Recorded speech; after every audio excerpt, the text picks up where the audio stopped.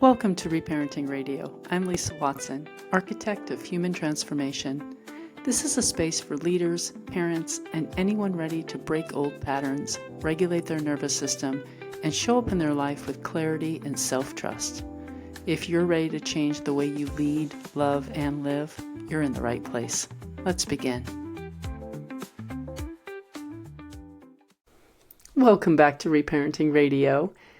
Today, I want to talk about self-awareness. And excuse me, because I am still getting over this darn cough of mine that I have had for nearly 2 weeks. So I apologize for the raspy voice, but self-awareness. I think that most people understand how important self-awareness is. I mean, we do hear about it all the time. Heck, I talk about it all the time. Awareness is the first step to any healing, right?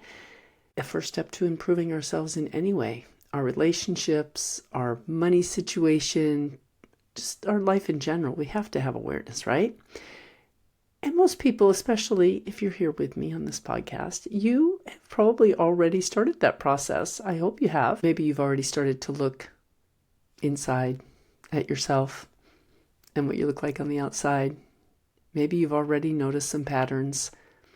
Maybe you've already had the moments where you've thought, oh, I wonder why I do that. But there's a part of this that doesn't really reveal itself right away.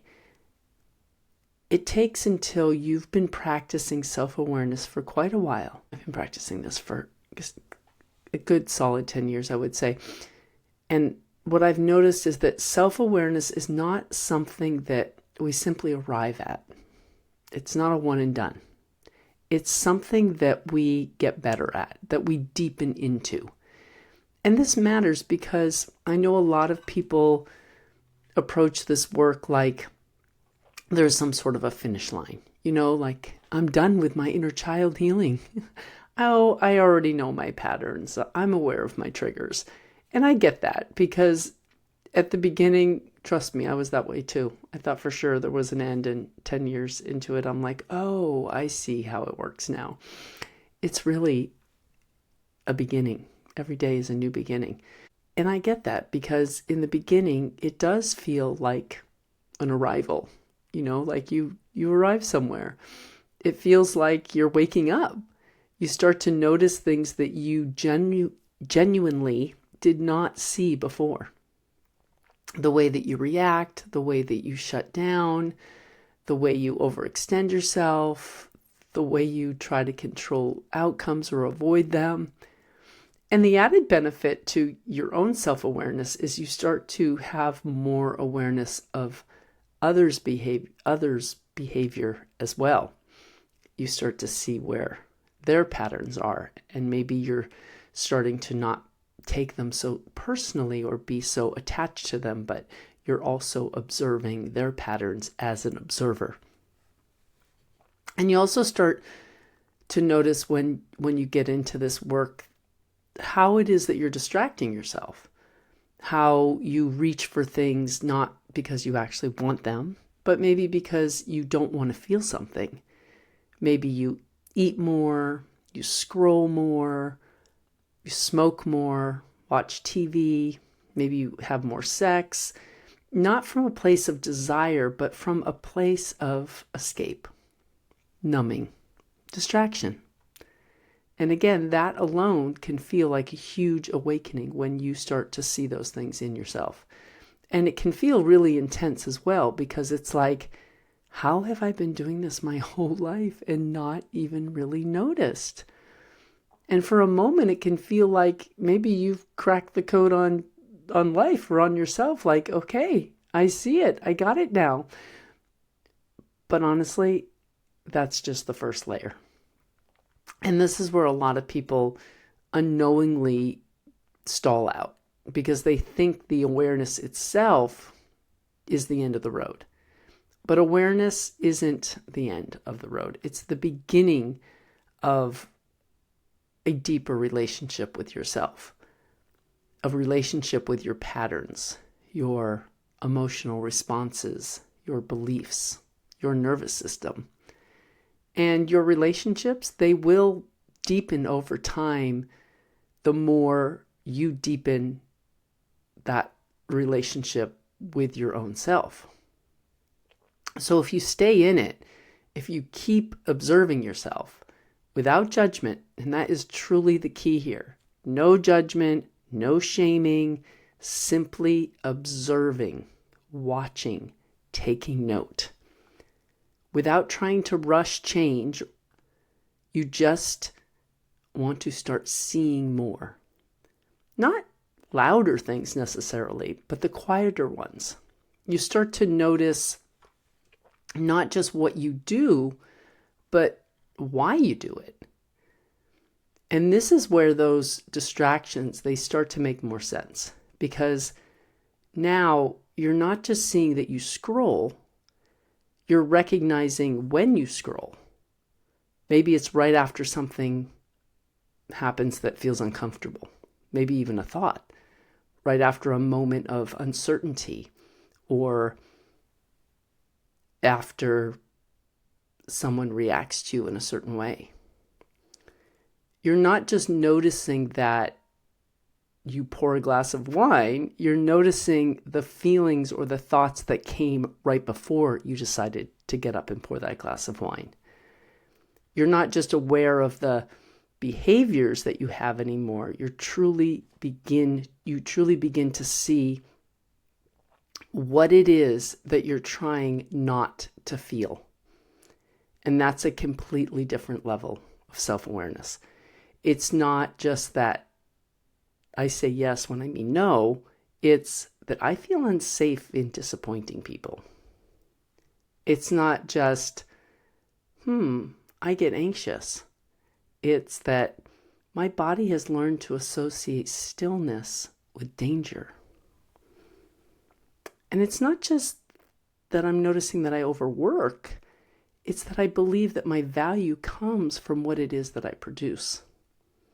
And now we're in a whole new level of self-awareness. And this is the part that I have really been coming to see on a deeper level these last few weeks.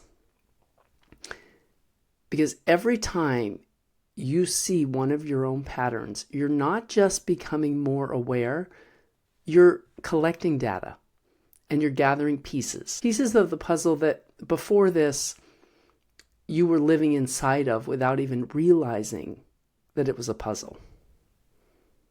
And now you're stepping outside of it as the observer and saying, oh, that's a piece. I see it.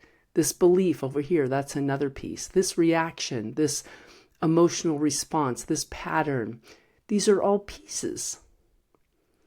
And instead of feeling trapped by those behaviors or by your life or in your life, you start to see the structure of it. You start to see how your own behaviors are creating the structure of the life that you're living within. And I want you to really hear this, because you couldn't see the pieces before, not because you weren't trying, not because there was anything wrong with you. It's kind of like you can't see the forest through the trees, not because you were missing something, but because you didn't have the capacity yet to hold what it is that you would see. Because awareness, it reveals things in layers. Every time I say that, I hear my husband quoting Shrek when he says, layers. You know what else has layers? Parfait has layers. I just thought I'd throw that in there because I can't seem to get it out of my head. So if something is coming into your awareness right now, it's because you're ready. You're ready to see it. And if you keep going, you're going to find there's more shifts and there's more layers. You stop just noticing the patterns in your mind and you start to feel them in your body. You may start to feel the tightening in your chest before you speak, the urgency in your system before you act, the contraction in your gut when something challenges your sense of safety. And now you're not just self-aware, you're connected deeper to yourself. And this is where your power really begins to expand.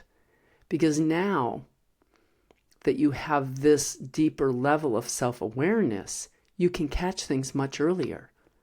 You can respond instead of react. You can get regulated before you spiral. You can get grounded before the full pattern starts to play out. And here's where everything starts to really come together, because once you have the pieces, the more pieces that you gather up, you're no longer just observing your life or this avatar that you are. You can actually start to build your life more consciously, because now you can see, oh, this belief leads to this behavior. Oh, this behavior is creating this result. Oh, this emotional pattern keeps recreating this experience. This story I'm telling myself every time this happens is creating this feeling, which is then creating this reaction. And it doesn't happen all at once. It definitely doesn't happen cleanly and perfectly, but it can happen intentionally. You can say, okay, if I know this is the belief that I'm running here, what would I rather believe? If I know this is my automatic response, what would it look like if I paused instead? How would I prefer to respond? And if I know that this pattern leads me here every time, what's one small shift that I can make to interrupt the pattern? And now you're not trying to fix yourself. You're simply working with the pieces that you've recognized. You start to understand the system. You've done an audit of it. You see how it works. You now come in as like the consultant to yourself and restore leadership. Maybe you notice that every time you go to send a message, you overthink it, you rewrite it, you soften it, you make sure it's just perfectly received. That's a piece of the puzzle. Then you notice, oh, I'm just afraid of being misunderstood. I really don't want to be misunderstood. That's another piece of the puzzle. And then you feel it in your body, maybe tightness or hesitation or holding back somehow. Another piece of the puzzle. And now instead of just reacting automatically, you're pausing, you're choosing. This is how this work really begins to benefit you. Not in big dramatic changes, but in small conscious shifts. And over time, those small shifts, they really begin to change everything, because you're no longer being run by unconscious patterns. You're in relationship with them now. You can see them, you can feel them, you can choose within them. And this is where your freedom and your sovereignty actually is. It's not in the absence of patterns, but in the ability to see them, to recognize them, but not be controlled by them. So when people say, this work never ends, that can sound scary and exhausting. But when you understand it like this, that, it's not exhausting, it's expansive. When you understand that the work is gathering puzzle pieces, the work is that of a detective, the work can be intriguing, the work can be interesting, as long as we're removing the shame and the judgment from it. The trick is truly just to be an observer, a non-judgmental observer. And each layer will bring more clarity, more choice, more ability to create your life intentionally. And you can stop being stuck within your own loops when you recognize what those loops are. Once you recognize the loop, you have the ability to come in and interrupt the loop. Let me just name one for you here, a big one. My experience growing up and the behaviors that were modeled for me by my mother. I'm going to pick on my mother right now, but my mother, her go-to emotional response when things got difficult was to go to bed, depression. And she would usually go to the library and get like 8 books, and she'd walk into her room with like a stack of books and shut the door, and we knew we might not see her for like 3 days. And she would just hide in there and sleep, and that's how she got regulated. That's how she felt safe. But for me, because those patterns were modeled for me, when I started doing this work, it wasn't until I started doing this deep self-awareness work in my mid-40s that I began to recognize that I too would sometimes go to that same behavior, the going to bed for a period of time. I wasn't ever like my mother where I'd go get a bunch of books and sit in my room for 3 days or hide. But there were times when I felt overwhelmed. It was just, my first thought was, I just want to go to bed. I just want to go hide. I just want to get away. What came from that awareness was that I was able to interrupt the pattern. Cultivating that awareness allowed me to break the loop because I started to recognize it. Oh, I want to go to bed. Oh, what am I feeling? Why don't I feel safe? What's going on here? And so instead of going to bed or hiding, I would do something different, like go get some sunshine, go out for a walk, try something different. And I just decided that that was not a pattern of behavior that I wanted to continue. And now that I recognized it, I was able to make a different choice so that I was no longer stuck in that loop. Becoming more aware is how you truly learn how to restore leadership back into your avatar. It gives you the data points that you need to recognize when that adult leadership has left the body.